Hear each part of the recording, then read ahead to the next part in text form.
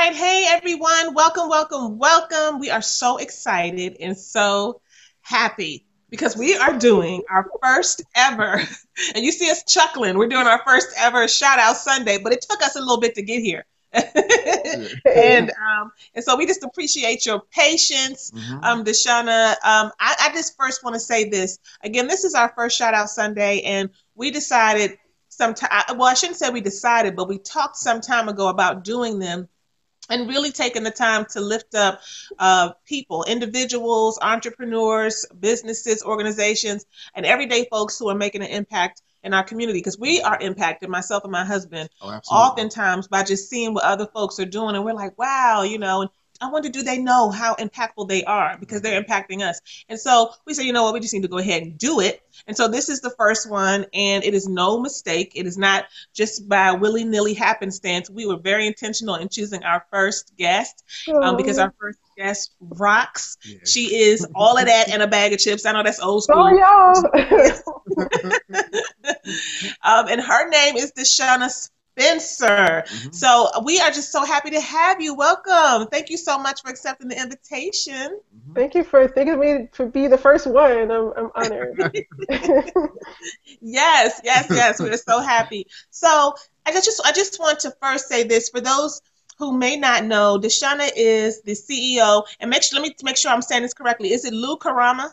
Liu Karama Productions. Liu Karama, just like it's spelled. Okay. So she is the CEO of Liu Karama Productions, and Liu Karama produces Empower Magazine. It's an online magazine. It's a wonderful, wonderful online magazine, empowermagazine.com, and she's done all kinds of things. Like, I can go down this long list, but I'm just going to name a few things. Outside of her online magazine, she has done a wonderful documentary called Mom Interrupted, right? Yeah, you had it right. Mom Interrupted. She has original web shows that she's put out online. She's the host of Empower Hour on WPFW 89.3 FM here in the DMV. And then her newest, greatest, and latest venture is Kweli TV, which lovingly nicknamed and termed and coined the Black Netflix. And so we are just like really, really, really happy and excited to have you on, that you would grace us with your presence, because you are a power-packed woman, not having done just one or two things, or really looking at a couple of things that you want to play around with, but she is a straight up purpose pusher. Like, I'm moving and shaking, doing some things to really kind of change the landscape of where we are and what we're doing, particularly with African Americans and people of color in general. So with that being said, Deshuna, if you can just tell us a little bit about yourself, and kind of what ignited this spark in you to go into business for yourself. Like, you have your hands in so many things. I know a lot of folks look at people like you and say, how she do all of that? I could just do one of those things, make a documentary or start an online platform like Kweli TV, or have a magazine. I mean, all of these great things, host a show, a radio show. I would be amazingly, grateful. Yeah. But you've done all of these things. So tell us kind of what the journey has been like, and what the spark was that got you started in this direction of being an entrepreneur, and going down this path. I would say it kind of started in college, and that was before college. I never really saw myself as an entrepreneur. I used to like to start a lot of things. My mom would put concoctions together and try to sell it to my family. I would collect rocks and try to sell that. But just like a lot of kids, when you grow up around a family that they just work, I sort of thought I would do that. But when I was in college, I really had this spark to want to start a business, and I wanted to start a magazine initially. And my first idea was to start like a girls magazine, because I was an avid reader and avid writer growing up. I used to write short stories, and so much so that I remember being like in fourth grade, we had to write a very short, like one paragraph about ourselves, and then writing like a 10-page short story. I handed it in, and they were like, we only needed like a paragraph, and I was like a prima donna when it was published. I only published like 2 paragraphs of my entire short story. But I always loved to read. I always loved to write. I always loved news. I used to read the newspaper as a kid. I used to watch Meet the Press as a kid, and so And I also used to subscribe to magazines like YM, 17. I paid Mhm. for it with my own money. My parents did not get the magazines for me because I was always really good with money too. And so when I was in college, I remember looking back on my youth and thinking, wow, I wish there was a magazine that really, focused on black girls. And so I would look at the magazine and the articles and the hairstyles and the makeup and all those things really didn't relate to me. The girls didn't look anything like me, and the stories didn't really talk about my experience.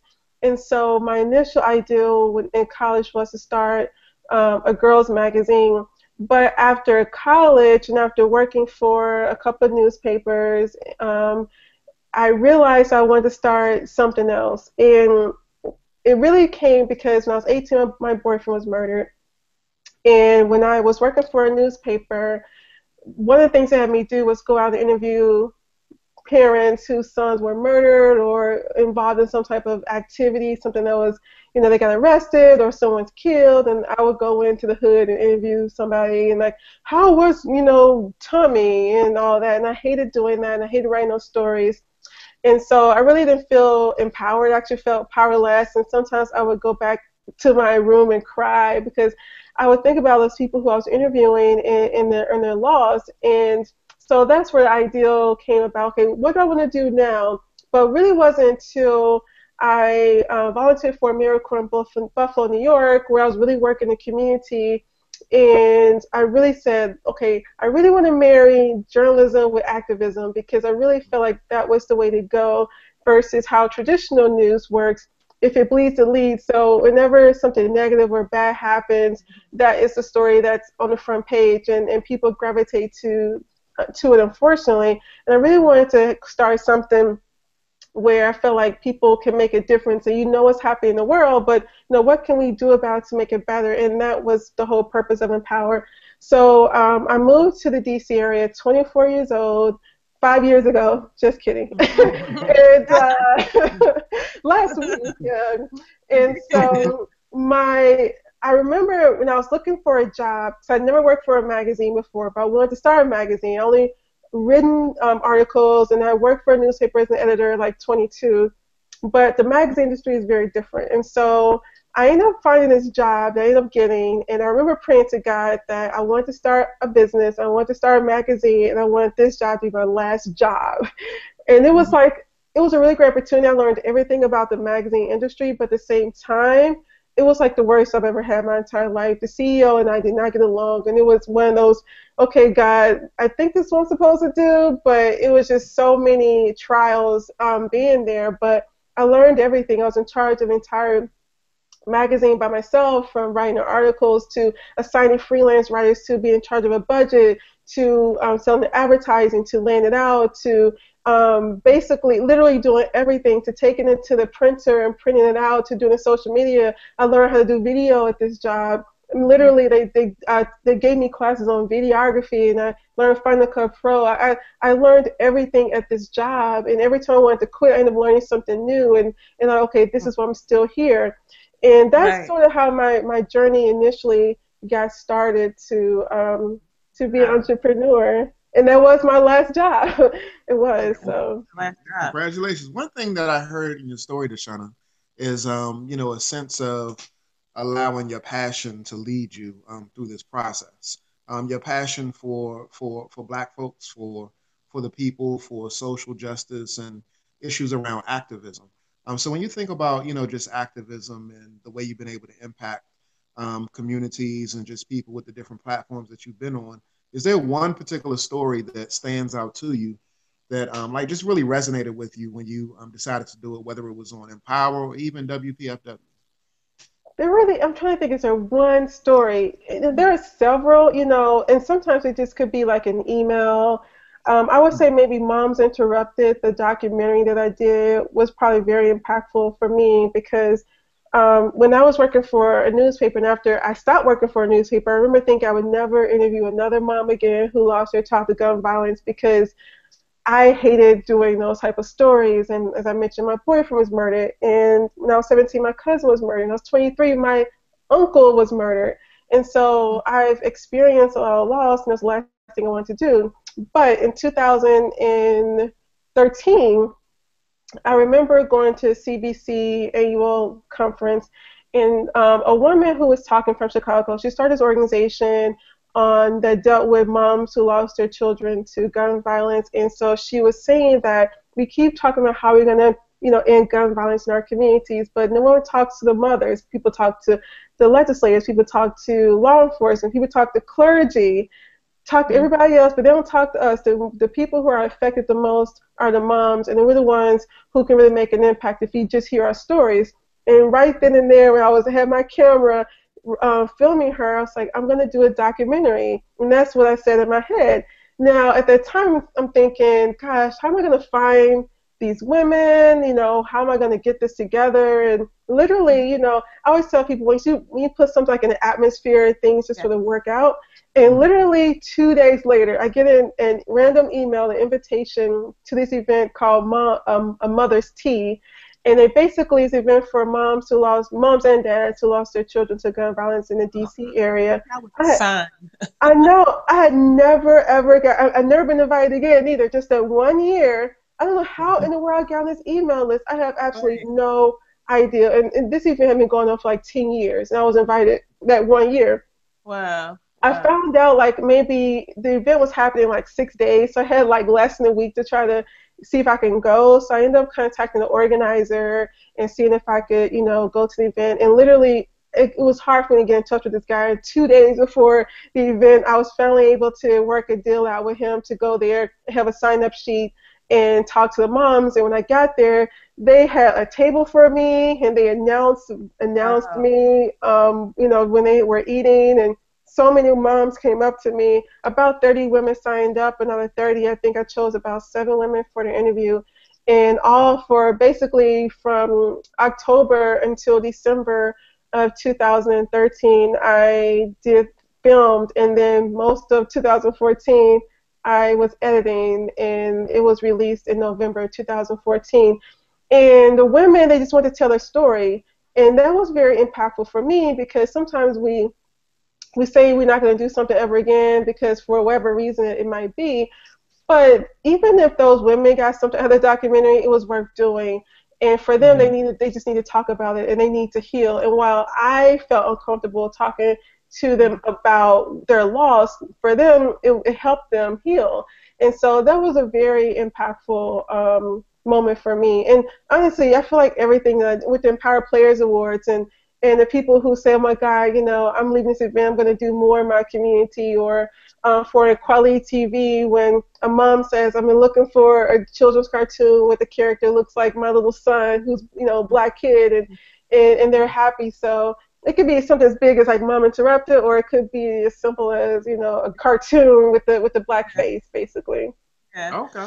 Now, to follow up on that, tell us a little bit about the Empower Players Awards that your company does, and then I also want us to get into Kweli TV, which is making waves all over the world. So tell us a little bit about those projects. So with Empower Players Awards, it's something I've been wanting to do seriously since I was 23 years old. So I came with the idea for my magazine when I was in Buffalo, and I remember writing out what I wanted to do with the magazine. And number one on the list was having an award ceremony to honor everyday people. And the reason I wanted to honor everyday people is because when I was in Buffalo as a AmeriCorps Vista volunteer, I met so many people who were like working like minimum wage jobs with a fixed income, and they were doing this really awesome work in the community where they didn't ask for anything. They just opened their homes or whatever they did to give back. And I'm like, these people, they're not asking for, praise. They just know that this is what needs to be done in this community. And so many, many years, it was sitting on the back of my head to do it. And a friend of mine, I was meeting with her once, and so I was telling her about my idea, and I was like, I can't do it this year because we're not making enough money. And so she was like, you gotta do it. You got to figure it out. And so that was 2014, and I really stepped out on faith. Literally, the planning was like a total disaster.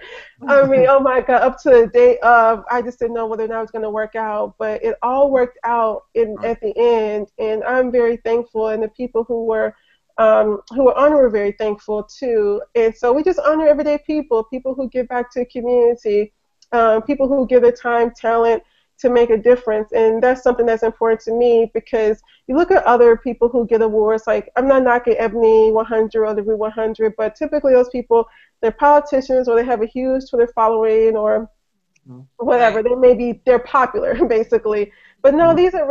these are everyday people, people Right. who are not famous. They may not even have a Twitter page, but Mhm.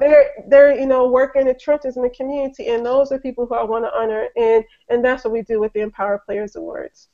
Mhm. Yeah. And we can actually vouch for Yes. just how wonderful the award ceremony was, Mhm. because we attended, and it Mhm. was absolutely phenomenal. It's amazing. Just what you've been able to do, and just to see Mhm. the impact that you've had on the people who Mhm. receive the awards, and just just you putting the event on, and then knowing that you stepped out on faith Mhm. and didn't necessarily have all the pieces in place prior to doing it.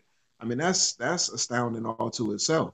Mhm. You just move, and that's one thing that I really and we really admire about you. You just keep on Oh, moving, Mhm. but so keep do y'all. So do on. y'all. I think too. When you're an entrepreneur, you're kind of crazy. You cannot be sane as an entrepreneur, because the things you step out on faith doing is like, really. It's like y'all's event. I know this is about me, but like we had your your black was it Black Marriage Day or whatever. I mean, you pulled it together in like a month and a half or 2 months. I mean, and it was like I know. awesome. Yeah. So, if you put Right. it out there, you just have, you get it done. That's Hmm. right. That's Hmm. right. Hmm. And so I mean, the thing that stands out to me is just being able to really attach to your vision and claim your vision and really push forward, like you said, without having all of the answers and Hmm. all of the how to for the vision. So tell us a little bit about the vision for Quality TV, and tell us what Quality TV is all about, and what inspired it, and where people can find it and all of that kind of stuff. Sure. So, Kweli means Truth in Swahili. It's an international network. We are dedicated to the issues, the stories, and the culture of the global Black community. And we have content literally from all over the world. We have Afro-Brazilian. We have some films from Paris. We have a brother from Germany who has content on the platform. We have a sister from Brazil who has content, of course, African American content, Nigerian cartoon called Bino Fino. We'll be getting another African-inspired cartoon from the UK in a couple of weeks. And Yeah. so I came with the idea, honestly, I came up with the idea probably about 4 years ago. And you think about technology, the way technology works. At the time when I applied for this a particular business plan competition, I was a finalist, but they were like, we're not sure about the future of streaming. We don't know if this is going to really take off. So I wasn't accepted, and I had a Job moment after that. I had a lot of things happening in my life. My mother-in-law got sick. My dad got sick. I got sick. My dog became paralyzed. I mean, just a whole bunch of crazy things happened Mhm. in my life, and so I kind of put that idea on the back burner. And then in 2004, life started to turn around a little bit, and then I found out about this other business plan competition. The only thing was like the deadline was in 2 days, and I was like, should I really think about this whole Kweli TV thing again? And Mhm. I talked to my husband about it, and I was like, should I even do this? He was upstairs on his computer. It's like, Deshuna, you never know what happened. Just go for it. So reluctantly, literally, I went through the process and applied for this other business plan competition, and I became a finalist. And I literally Yeah. put together the application in 2 days, and I ended up winning the competition, actually getting the most votes, and I won $20,000. And it was interesting because during that time, um, I had bought the name Kweli TV, well, Kweli.tv and QualityTV.com about 3 or 4 years ago. But when I did not become a finalist for this other business plan competition, I let the domain name go. So literally, I went in, I found it was still available, and I bought it. And Wow. yeah, and put together like a little cheap, WordPress site, Hmm. and called it a day. And it's really been great because Quality TV is really about it's about so many things. So it's really about having a space where Black people can watch content that's relevant to their lives and their stories, that's not monolithic, that's not stereotypical and negative, and talks about the same old type of stories or narrative that we typically see in mainstream media.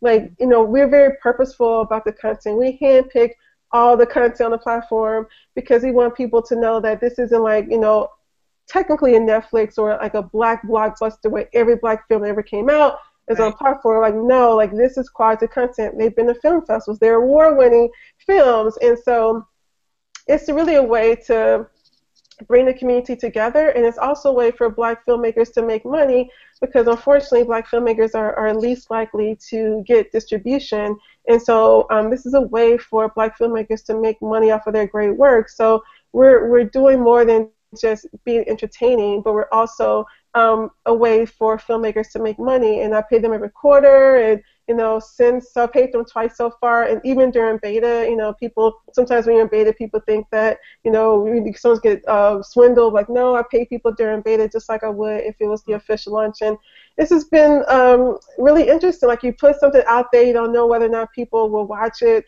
People are saying, well, black people only want to watch certain type of things, maybe like on the negative side, but we're proving that black people want really intelligent content. So tell me this, when I think about something as huge as Kweli TV, and it really is huge. It's a huge endeavor. I mean, just thinking about putting the platform together and all of the stuff that goes into such, at least in my world, high technology, right? To put that out there and being able to, support filmmakers and being profitable for your company and so forth.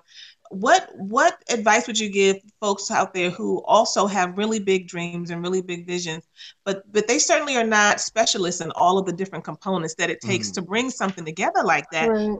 How is it, if there's one piece of advice that you would give, what is it that you were able to do to be able to get all of the working pieces to come together when, I'm assuming you're not able to do all of these things and understand all of these things perfectly.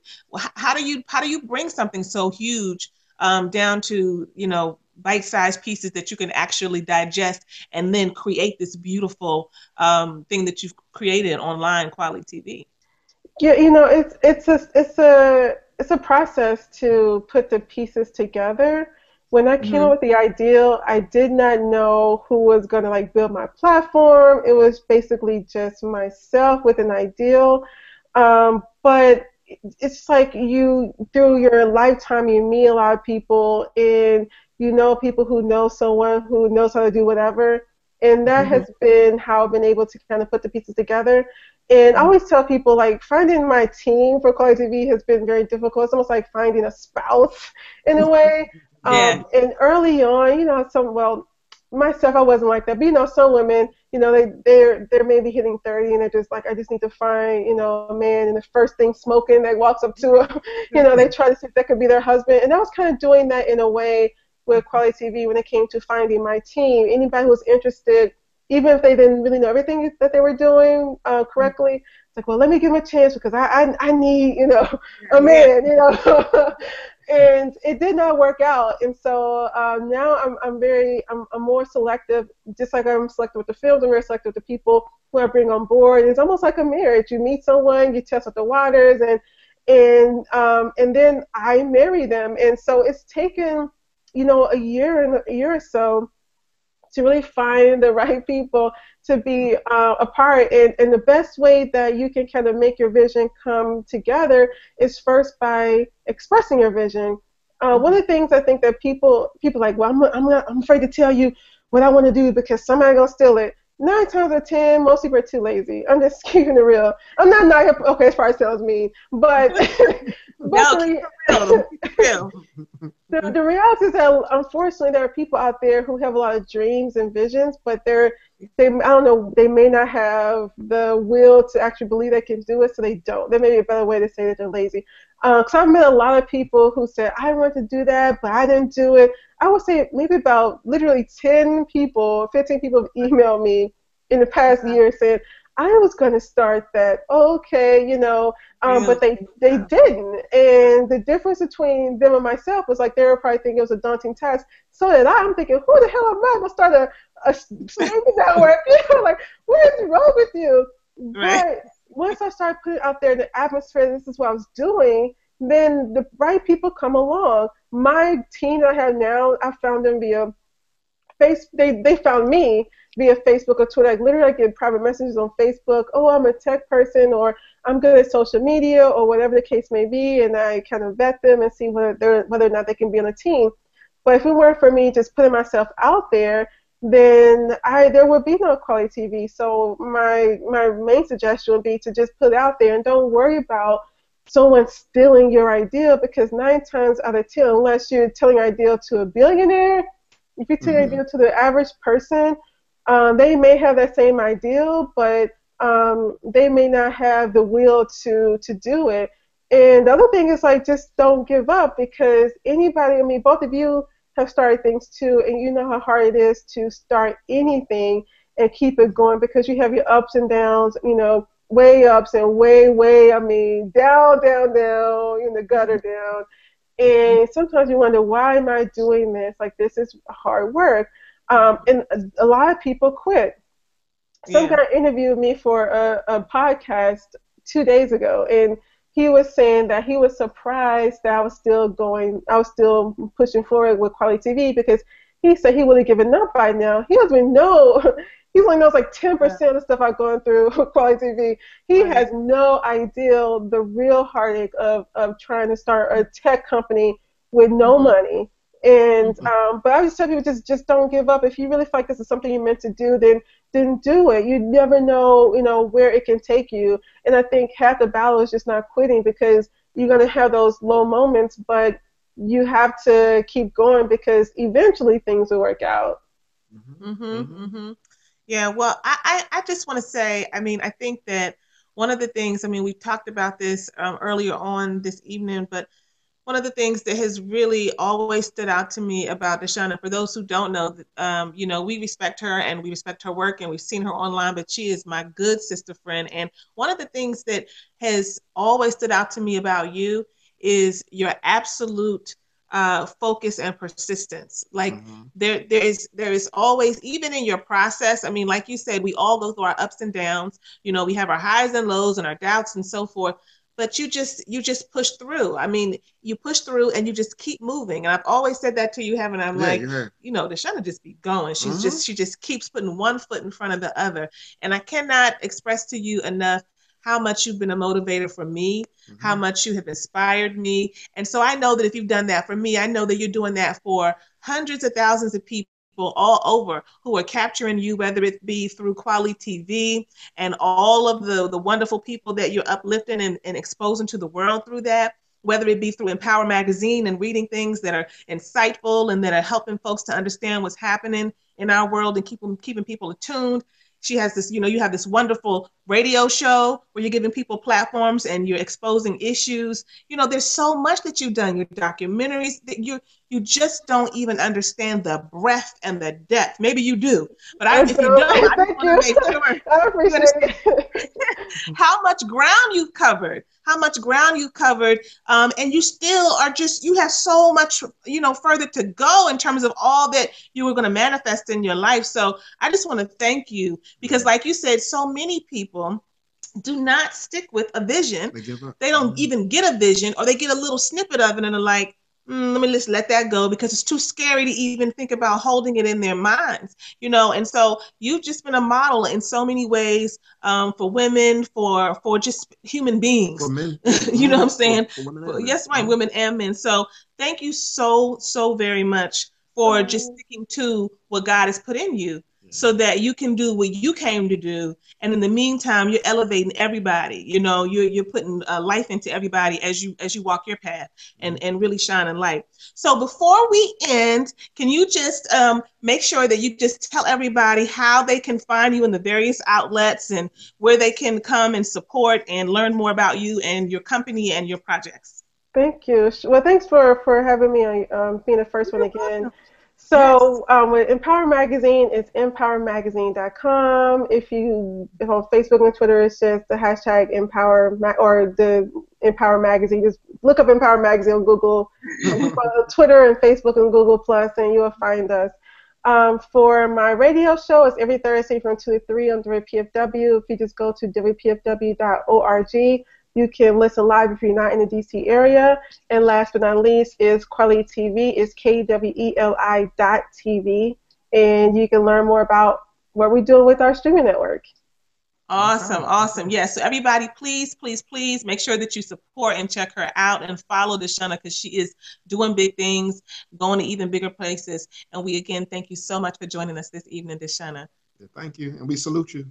Oh, thank you. All right, shout out to Deshuna Spencer. All right, that's it. Bye. Bye.